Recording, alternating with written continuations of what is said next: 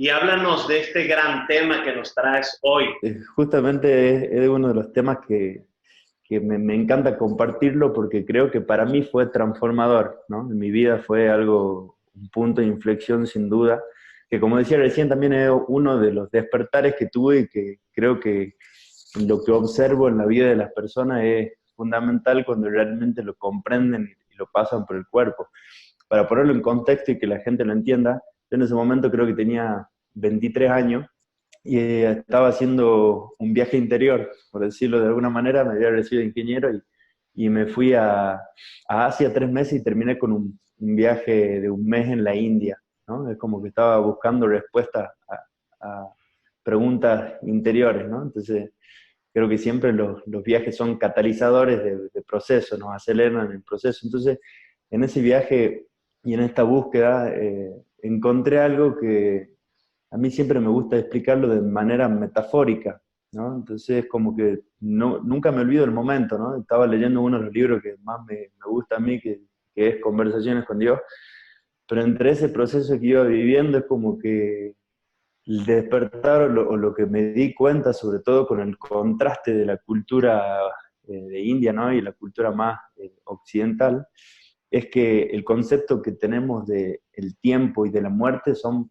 cruciales para nosotros, ¿no? Para la vida. Es crucial y justamente genera una diferencia radical en nuestra vida y en nuestra forma de vivir y sobre todo de disfrutar la vida sobre lo que entendemos por qué es la muerte y qué es el tiempo, ¿no? Que fíjate que son muchas veces cosas que no nos sentamos a plantearnos en la vida, o muchas veces lo aceptamos de las personas que nunca objetaríamos, que por lo general son nuestros padres o nuestros referentes, sobre todo en la etapa, ¿no?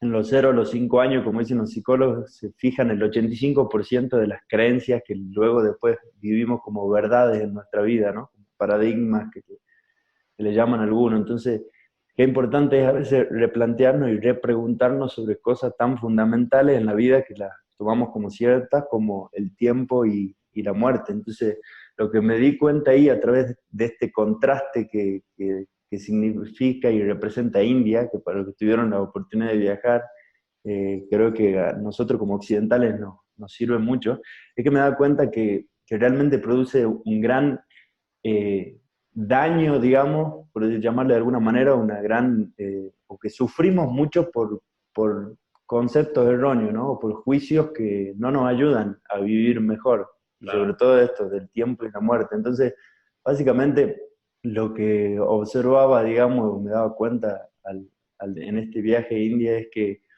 nosotros, o sea, ya sea por la religión, por la cultura en sí, de alguna manera me he dado cuenta que una tradición o una cultura está muy teñida por las costumbres religiosas, al margen de que uno sea religioso o no, ¿bien? Pero en Occidente de alguna manera tenemos bien metidas las tradiciones digamos, los conceptos o valores de la cultura católica, y en Oriente justamente me encontraba con otras concepciones, ¿no? Al margen siempre teniendo en cuenta que lo hacen con la mejor de las intenciones, ¿no? O sea, en la educación, cuando nos educan, al margen que se puedan cometer errores, siempre con la mejor de las intenciones, pero a mí me gusta decir que siempre lo que me gusta es lo que da el resultado, ¿no? Claro. O sea, lo que me gusta es lo que sirve y lo que da el resultado para que vivamos mejor. Entonces, ese creo que es el termómetro. Entonces, en este viaje en India me daba cuenta de que ellos entendían la vida, la muerte y el tiempo de una manera totalmente distinta. Y hablando de, no me gusta, acá no quiero hablar de cosas subjetivas, sino justamente de cosas eh, que lo vemos, por ejemplo, a mí en mi formación como ingeniero, recuerdo muy bien una discusión en una clase de física en la cual hablábamos del tiempo, por supuesto, de una manera más científica, un enfoque más científico, y lo que veíamos, justamente lo que se discutía, era si el tiempo existía o no. Entonces, si vamos desde lo científico, digamos, y me acuerdo en esa discusión que el tiempo no existe. Desde el vamos, el tiempo es una invención humana, es un parámetro que inventó el hombre para tener una referencia de algo, pero en sí, claro, una referencia mental es un invento de la mente, pero en sí el tiempo no existe. ¿Bien?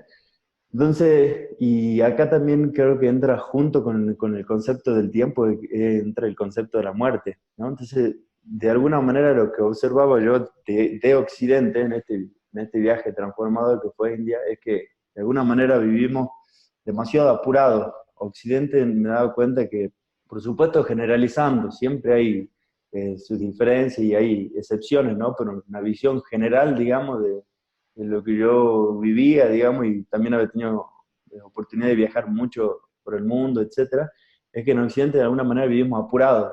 Y si Claro, a mí siempre me gusta entender el significado y la etimología de las palabras, porque creo que nos dan mucha información, entonces el apuro viene de sin pureza, significa, ¿no? De su claro, hijo A sin pureza. Entonces convivimos sin pureza por vivir apurados. Y que aquí también inclusive entra el tema de propósito, que lo menciono nomás, pero si querés lo tratamos más hacia el final, pero de alguna manera yo siempre digo en los cursos que doy, en los talleres, que eh, solo una persona puede vivir apurado cuando no está en su propósito, ¿no? La única manera en que vivas sin pureza y no querer estar aquí y querer estar en otro lado, que es lo que nos hace el ego, ¿no? Si el ego siempre quiere estar donde no está, ser lo que no es y claro, tener lo que no tiene. Entonces eso es algo, una característica típica del ego, digamos. Eh, entonces, y justamente lo que observaba en India es como que ellos parecería que tenían más tiempo. Eso es lo que me llamaba la atención. Digo, ¿por qué ellos viven de alguna manera como si eh, tuviesen más tiempo? Entonces andaban más apurados, sin tanta ansiedad, que creo que por ahí la ansiedad o el estrés es la enfermedad típica de nuestros tiempos, ¿no? Es como que hay algún lugar al que tenemos que llegar. Entonces, observando un poco más y viendo de dónde vienen esos patrones, que de alguna manera son inconscientes o lo repetimos sin siquiera preguntarnos, ahí yo creo que encontré la llave, ¿no? Cuando empecé a observar y meterme más, tuve la oportunidad también de estar en la casa de la Madre Teresa de Calcuta y ahí conocí unas personas que estaban haciendo un documental de la Madre Teresa y era gente de India que después me invitó a participar y a convivir con él y con su familia, entonces ahí es como que todavía se aprende aún más. claro. Justamente lo que me daba cuenta ahí en esta convivencia es que casualmente en esta familia era uno de el padre era hinduista y la madre católica. Entonces al ver ese contraste, lo que se observaba claro es como que ellos tienen una concepción de la vida o de la muerte como el tema de la reencarnación, ¿no? De que hay otras vidas, o que de alguna manera tenemos tiempo, ¿no? Entonces, desde esa premisa, a mí siempre me gusta lo metafórico, ¿no? Creo que lo metafórico es un puente, una manera muy accesible de entender cosas complejas como puede ser el tiempo y la muerte y que no se resulte tan abstracto, ¿no? Claro. Entonces, básicamente mi teoría en este sentido, para bajarlo a lo práctico y a lo metafórico, es que hay dos maneras de estar en la realidad, ¿no? Y de ver este juego de la vida, ¿no? Entonces, ¿ha visto Sergio el famoso jueguito que todos jugamos en la infancia, ¿no? Y algunos todavía siguen jugando, que es esto de los juegos que funcionaban, los videojuegos, que pones una ficha y tiene una palanquita con unos botones, y uno jugaba, no sé, distintos juegos, el Pac-Man, el Street Fighter y todos esos juegos que son típicos de nuestra época, digamos, de la adolescencia o la juventud. Entonces, si entendemos a la vida como un juego, ¿no? Como ese juego en el que tenemos una ficha, desde una visión más quizá occidental, y lo que nos dijeron es que el juego se trata de lo siguiente, el juego de la vida se trata de tener una ficha, que es lo que sería equivalente a una vida, ¿no? Y en esa ficha, el juego consiste en que tenés que hacer un montón de cosas, por supuesto, de ir al primario, secundario, de ahí, si en el mejor de los casos, va a la universidad, por supuesto, y ahí tenés dos opciones, ¿no? Tener la opción de o tener una vida consagrada como un sacerdote, monja o lo que fuera, o por otro lado tener una vida de familia, ¿no? En la que tenés que tener una esposa, hijo, etcétera. Por supuesto, eso ya daría para otro debate, pero para mí también falta Claro, una tercera opción, ¿no? Como siempre, las distintas tradiciones de la tierra enseñaron que, como dice el Tao, a partir del tercero, el punto 3 crea todo lo demás, ¿no? Entonces, pero bueno, eso lo dejamos para otra charla. Y después de eso, ¿no? Después de esa etapa, por supuesto, lo que tenés que hacer es alcanzar la santidad o la iluminación, como quieran llamarle, porque lo que tenemos que hacer es salvarnos, ¿no? O sea, es como que de alguna manera yendo al videojuego es, tenés una sola ficha, en esa sola ficha tenés que llegar a la final del videojuego, ganarlo, porque si eso no sucede, si no llega a la final y no ganás el partido, por decirlo de alguna manera, va a suceder algo terrible, que te vas al infierno, ¿no? Entonces yo digo, por supuesto poniendo metafóricamente en una situación extrema, pero lo pongo en una situación extrema porque es más fácil de que entendamos cuando lo llevamos al extremo las cosas, ¿no? Entonces, en una situación extrema sería lo mismo que yo te diga, Miguel, acá tenés una sola ficha, este es el videojuego, de primera vez que jugás, bueno, tenés que jugar todo el videojuego, llegar a la final y ganar en un solo intento, porque si no lo haces, por supuesto tenés que llegar a la santidad, tener una familia, hijos, todo eso en un tiempo así, es más o menos un día, tenés a alguien que está apuntando con un arma, y si no lo haces bien, te pasa lo peor, te matan o te vas al infierno, etcétera, ¿no? Siendo la metafórica. Entonces, ahora la pregunta en ese sentido, si yo te pregunto a vos, Miguel, haciendo esa metáfora y entendiendo el juego de la vida como esa metáfora que estamos hablando, es decir, ¿cómo jugarías vos ese juego? ¿No? ¿Cómo te parece que jugarías ese videojuego? Bueno, si me están apuntando con un arma, jugaría bajo presión, intranquilo, preocupado, estresado, con miedo, ¿no? ¿No? Y que justamente, ¿ves? Justamente eso es lo que iba, ¿no? Si lo vemos de esa manera, eso es lo mismo que pasa con el juego de la vida. Si no nos planteamos o entendemos los conceptos de otra manera, es lo que de alguna manera observamos y en la inconsciencia, por decirlo de alguna manera, ¿no? Por supuesto hay un montón de gente que tiene otro nivel de conciencia y no entendió, pero me parece que justamente cuando entendemos ese concepto es como que se produce un salto cuántico, ¿bien? Entonces, de alguna manera observo mucha gente en la vida que es como que viven frustrados y como vos dijiste, presionados, ansiosos, porque hay un montón de cosas que tengo que hacer, ¿no? Y en realidad si vamos a una visión más profunda y espiritual de la vida, creo que en realidad no hay nada que tengamos que hacer. En realidad no hay nada que tengamos que hacer más que ser felices.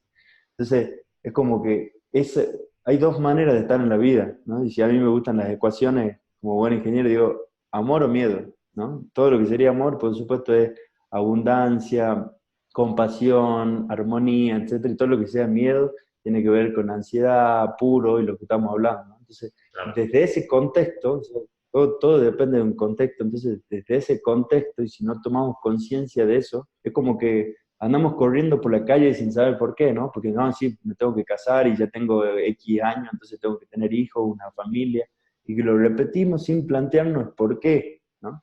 Entonces, y vivimos apurado, no, porque y encima tengo que ser bueno y hacer las cosas bien, porque si no, etcétera, etcétera, etcétera, ¿no? Es como la imagen del Dios castigador y voy a terminar en el infierno y voy a sufrir durante toda la eternidad, ¿no?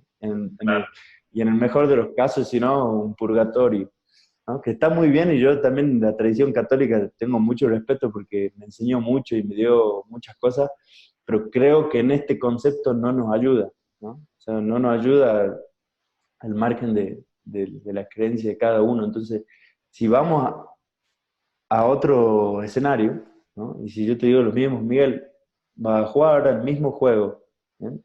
Vamos a jugar el mismo juego, la diferencia ahora es que tenés todas las fichas que quieras, infinitas fichas, las que vos quieras y vos en tu libertad vas a elegir cuántas fichas querés jugar al juego. No tenés que llegar a la final, no tenés que hacer nada, no tenés que ganarle a nadie, el único concepto aquí, lo único que tenés que hacer es disfrutar el juego, ¿bien? ¿Cómo jugarías de esa manera ese videojuego? No, lo jugaría en paz, con tranquilidad, lo jugaría de una manera fluida, amorosa, ¿no? Por supuesto, de eso se trata. Encima creo que aquí la palabra que entra en la ecuación es libertad. Eso es Libertad. lo que me gusta a mí, ¿no? Claro, Porque si entendemos de un concepto, si el juego de la vida se trata de eso, ¿no? Se trata de experimentar, claro. eh, fíjate, ¿qué haría un niño? Por ahí nosotros ya estamos más condicionados, ¿viste? Por la edad y uno va teniendo un montón de parámetros y límites mentales, pero ¿qué haría un niño? Experimentaría, ¿no? Entonces, ¿qué experimentaría? Es decir, bueno, con esta ficha, y yo me acuerdo de mi niño, ¿no? Cuando jugaba ese juego, que me encanta, en el momento tenía una ocasión similar, ¿no? Yendo a ese juego y tenía muchas fichas. Con esta primera ficha voy a experimentar, yendo al videojuego, jugar con el muñequito verde. En la siguiente ficha voy a jugar con el muñequito rosa. En la siguiente ficha voy a jugar con X o el que fuera. Entonces, fíjate, lo que se trata es de experimentar y hay una paz de que no hay ningún apuro, ¿no? No hay ningún lugar al que llegar, ningún lugar al que tenés que ir. No hay ningún límite temporal por el cual te tengas que apurar para hacer las cosas más rápido. ¿Por qué? Porque, como me dijo un gran maestro una vez, me dice, Máximo, tenemos todo el tiempo que hay. ¿Y cuánto tiempo tenemos? Tenemos el tiempo que hay, ¿no? Tenemos todo, y eso es como que si lo podemos realmente sentir en el cuerpo y comprender, genera paz, ¿no? Entonces creo que la paz es el mejor termómetro que tenemos para saber hacia dónde vamos, ¿no? Entonces, decir, Sí, ¿querés saber si has tomado una decisión correcta? claro. Sí. Aparte, jugar de esta manera es jugar sin el arma apuntándonos a la cabeza. Totalmente. Entonces, fíjate, recuperamos el poder, ¿no? Entonces somos nosotros los que decimos, es como que de alguna manera es lo que vos quieras. Entonces, sí, ¿y ahora qué tengo que hacer? Entonces, dejamos de preguntar afuera y preguntamos adentro. Y sí, bueno, ahora en esta nueva ficha voy a experimentar tal cosa, voy a experimentar esto, y voy a jugar hasta que tenga ganas. Siempre soy yo el que decido. Entonces, fíjense cómo en uno vivo desde la ansiedad o el estrés y en otro juego el juego de la vida desde la paz, ¿no? Y desde la experiencia, de querer experimentar más y desde el amor, ¿no? Fíjate que experimentar más siempre tiene que ver con conocerme más. Y siempre un sentimiento de paz, ¿no? Tiene que ver con, creo que es el mejor indicador que tenemos interno, ¿no? O sea, si querés saber si has tomado la decisión correcta, si vas por buen camino, si esta relación es la que te va a hacer crecer, fíjate que sentís, ¿no? O sea, la paz es el mejor termómetro.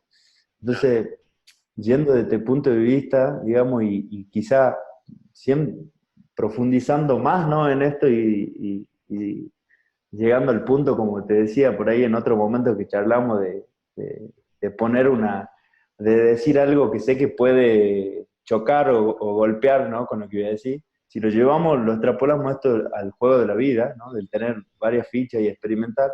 Fíjense cómo sería una vida si lo planteo simplemente como hipótesis, que yo no estoy diciendo que esta es una verdad y que así es como se debe vivir, simplemente como nos cuestionamos, ¿y qué pasaría si esto fuese así? ¿No? Claro. ¿Y qué pasaría si el juego de la vida, justamente traspolando esta metáfora y este juego, podríamos decir, tengo tantas fichas, por ende tantas vidas, como yo quiera, ¿no? Infinitas fichas o infinitas vidas. Entonces, de esa manera podría darme el lujo de experimentar y de decir, bueno, en esta vida o en esta ficha voy a elegir la vida de familia, por ejemplo, y voy a consagrar mi vida a un propósito y demás, está bien, pero quiero experimentar cómo es tener hijos, cómo es tener una esposa, cómo aprender a amar a hijo, a esposa, perfecto. En otra vida, dijo, bueno, ahora lo que quiero experimentar es la soltería y quizá consagrarme a un propósito, a una misión particular que me requiera mucha energía, tiempo y ponerlo al servicio de los demás.